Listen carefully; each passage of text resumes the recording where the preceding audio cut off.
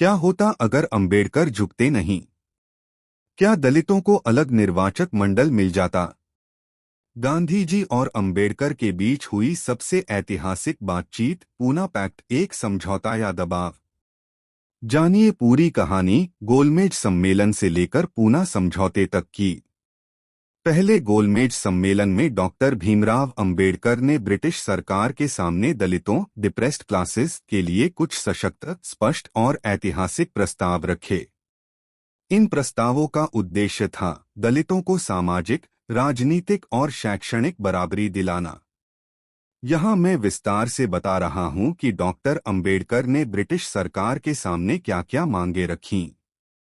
नवंबर 1930 London के Saint James palace का भव्य hall. British साम्राज्य ने भारत के भविष्य को तय करने के लिए सम्मेलन बुलाया है। कांग्रेस अनुपस्थित है, लेकिन एक भारतीय वहां है जिसकी आवाज सदी भर गूंजेगी, डॉक्टर भीमराव अंबेडकर। अंबेडकर खड़े होते हैं और कहते हैं, ब्रिटिश सरकार को यह समझना चाहिए कि भारत में दो राष्ट्र हैं, एक वो जो शोषित करता है और दूसरा वो जो शोषित होता है। हम हिंदू नहीं हैं, हम एक अलग राष्ट्र हैं। उन्होंने कहा, दलितों को अपना प्रतिनिधि चुनने का अधिकार मिलना चाहिए। अगर हम सवर्णों की कृपा पर निर्भर रहेंगे तो यह आजादी नहीं, गुलामी की नई शक्ल होगी। अंबेडकर ने ब्रिटिश सरकार से कहा, जिस तरह मुसलमान, सिख और ईसाई अल्पसंख्यक माने जाते हैं, उसी तरह हमें भी एक स्वतंत्र अल्पसंख्यक का दर्जा चाहिए। हम सामाजिक, धार्मिक और राजनीतिक रूप से अलग हैं। डॉक्टर अंबेडकर ने कहा, शिक्षा से हमें जानबूझकर वंचित रखा गया है। हमें सरकारी नौकरियों में आरक्षण मिलना चाहिए। दलितों को जमीन का अधिकार दिया जाए ताकि वे आत्मनिर्भर बन सकें। छुआछूत केवल सामाजिक बुराई नहीं, ये मानवता पर कलंक है। इसे अपराध घोषित किया जाना चाहिए।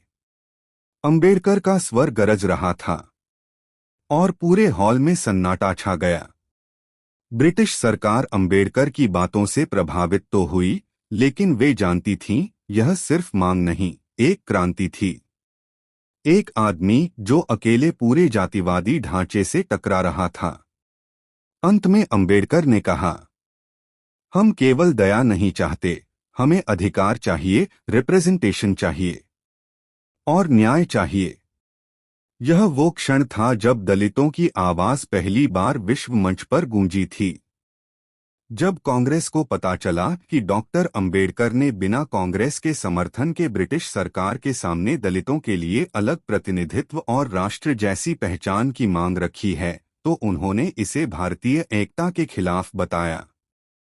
गांधी जी का सार्वजनिक बयान, हरिजन हिंदू समाज का अभिन्न अंग हैं। उन्हें अलग निर्वाचक मंडल देना, हिंदू धर्म का विभाजन होगा। गांधी जी अंबेडकर को सामाजिक सुधारक मानते थे, लेकिन उन्हें राजनीति में दलितों की स्वतंत्र आवाज स्वीकार नहीं थी। वे चाहते थे कि दलितों का नेतृत्व कांग्रेस के भीतर से ही हो। कांग्रेस के अन्य नेता, नेहरू, पटेल, राजेंद्र प्रसाद जैसे नेता चुपचाप गांधी जी के रुख के साथ खड़े रहे। उन्होंने अंबेडकर के विचारों को ब्रिटिश समर्थक या कांग्रेस विरोधी के रूप में देखा। कई अखबारों ने अंबेडकर को ब्रिटिश समर्थक तक कहा। अंबेडकर की आलोचना शुरू हो चुकी थी। अब वे सिर्फ दलितों के नेता नहीं, कांग्रेस के विरोध में खड़े एक सशक्त चेहरा बन चुके थे। डॉक्टर अंबेडकर चुप नहीं रहे। उन्होंने कहा, कांग्रेस सिर्फ उच्च जातियों की पार्टी है। हम वहां गुलाम बनकर नहीं रहेंगे। हमें अधिकार चाहिए, दया नहीं। एक तरफ गांधी, जो हरिजनों को हिंदू समाज से जोड़ना चाहते थे। दूसरी तरफ अंबेडकर, जो चाहते थे कि दलितों को हिंदू समाज से आजादी मिले। दोनों सही थे, लेकिन दोनों रास्ते अलग थे। कांग्रेस के अंदर मौजूद दलित नेता भी दुविधा में थे। वो अंबेडकर के विचारों से सहमत थे, पर पार्टी लाइन के खिलाफ नहीं जा सकते थे। अंबेडकर अब अकेले हो गए थे। न कांग्रेस उनके साथ थी, न गांधी। पर उनके पास था आत्मबल, शिक्षा और अपने लोगों की पीड़ा की समझ। और यही उन्हें अडिग बनाती थी। 1930 का गोलमेज सम्मेलन इतिहास में सिर्फ एक बैठक नहीं था। वो उस संघर्ष की शुरुआत थी जो 1930 के पूना पैक्ट में और भी तीखा बनकर सामने आया। सितंबर 1931 लंदन में फिर से बुलाया गया दूसरा गोलमेज सम्मेलन। इस बार गांधी जी स्वयं भारत की ओर से कांग्रेस का प्रतिनिधित्व करने आए थे। और उसी सभा में पहले से मौजूद थे डॉक्टर भीमराव अंबेडकर। इतिहास अब आमने सामने था। डॉक्टर अंबेडकर खड़े हुए और दो टूक कहा, हम सिर्फ नाम के हिंदू हैं। हमें पृथक निर्वाचक मंडल चाहिए ताकि हम अपना नेता खुद चुन सकें।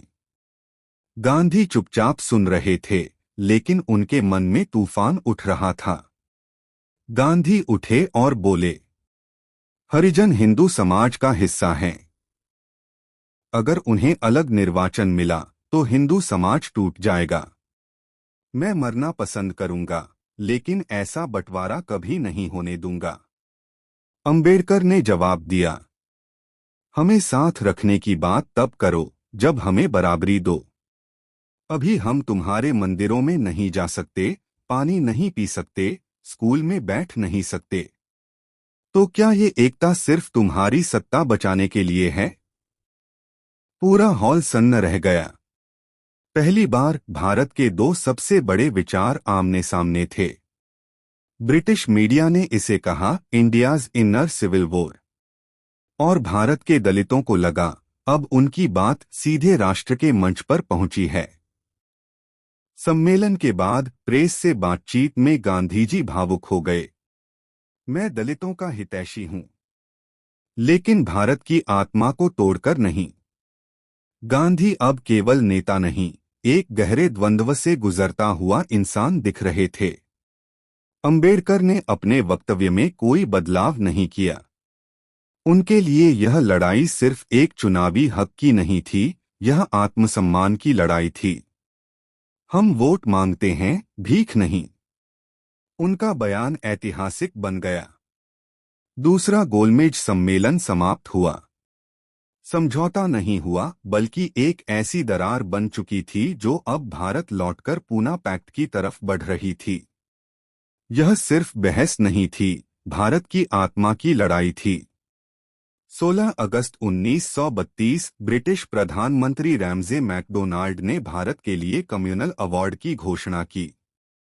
दलितों को पहली बार राजनीतिक रूप से अलग पहचान दी गई, पृथक निर्वाचक मंडल। डॉक्टर अंबेडकर के लिए यह एक ऐतिहासिक जीत थी। गांधी जी को यह बात नागवार गुजरी। उन्होंने कहा, यह हिंदू समाज का विभाजन है। उन्होंने चेताया, अगर ये अवार्ड लागू हुआ तो मैं आमरण अनशन करूंगा। 20 सितंबर 1932 गांधी जी ने यरवदा जेल में आमरण अनशन शुरू कर दिया। पूरे देश में हलचल मच गई, अखबारों में सुर्खियां थीं। अगर अंबेडकर पीछे नहीं हटे तो गांधी मर जाएंगे। भारत भर में गांधी के समर्थन में हजारों सत्याग्रही सड़कों पर उतर आए। दलितों को अब गांधी का हत्यारा तक कहा जाने लगा। डॉक्टर अंबेडकर पर जबरदस्त सामाजिक और मानसिक दबाव था। अंबेडकर टूटे नहीं, लेकिन अकेले पड़ गए। उन्होंने कहा, अगर गांधी की जान जाती है तो मुझे दलित समाज का गुनहगार कहा जाएगा। ये उस नेता की सबसे कठिन रातें थीं। गांधी के प्राण संकट में थे और अंबेडकर के सिद्धांत। आखिरकार बातचीत शुरू हुई। एक समझौते की कोशिश जिसे इतिहास ने पूना पैक्ट के नाम से जाना। यरवदा जेल में गांधी जी का आमरण अनशन अब 6वें दिन में प्रवेश कर चुका था। उनकी नब्ज धीमी हो रही थी। भारत रो रहा था। हर दिशा से दबाव डॉक्टर अंबेडकर पर था। अगर गांधी मरे तो तुम दलितों के नेता नहीं, उनके हत्यारे कहे जाओगे। डॉक्टर अंबेडकर तर्क से हारे नहीं थे, लेकिन भावना से टूटने लगे थे। उन्होंने कहा, मैंने अपने समाज को हक दिलाने की कोशिश की, लेकिन अब उसे बचाने के लिए समझौता भी मुझे ही करना होगा। 26 सितंबर 1932 पुणे में यरवदा जेल के एक कमरे में एक ऐतिहासिक बैठक हुई। अंबेडकर, मदन मोहन मालवीय और कांग्रेस नेता एक ही टेबल पर बैठे। फैसला होना था गांधी की जान और दलितों के अधिकार दोनों को कैसे बचाया जाए। पूना पैक्ट के तहत दलितों को पृथक निर्वाचक मंडल नहीं मिलेगा, बल्कि सामान्य हिंदू सीटों में से ही आरक्षित सीटें मिलेंगी और वे द्विचरणीय चुनाव से अपने प्रतिनिधि चुन सकेंगे। गांधी की जान बच गई, लेकिन अंबेडकर की आत्मा आहत थी। भारत भर में खबर फैल गई, गांधी बच गए। लोगों ने जश्न मनाया, मंदिरों में आरती हुई, लेकिन दलित बस्तियों में सन्नाटा था। उनके लिए यह समझौता हक से समझौता था।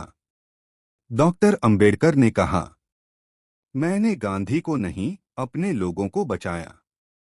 अगर गांधी की मृत्यु होती तो हमारी लड़ाई को कोई सुनता भी नहीं। यह एक ऐसा समझौता था जिसे उन्होंने दिल से कभी स्वीकार नहीं किया। पूना पैक्ट से गांधी को शांति मिली, कांग्रेस को राजनीतिक जीत, लेकिन अंबेडकर को मिला सिर्फ समझौते का घा। उन्होंने कहा था, मैंने राजनीतिक आत्महत्या की ताकि सामाजिक युद्ध टल सके। पूना पैक्ट कोई जीत नहीं था, यह एक समझौता था दो महापुरुषों के बीच, जहां एक ने जान बचाई और दूसरे ने न्याय का सपना थोड़े समय के लिए छोड़ दिया। लेकिन इतिहास गवाह है, अंबेडकर झुके नहीं, बस रुके थे।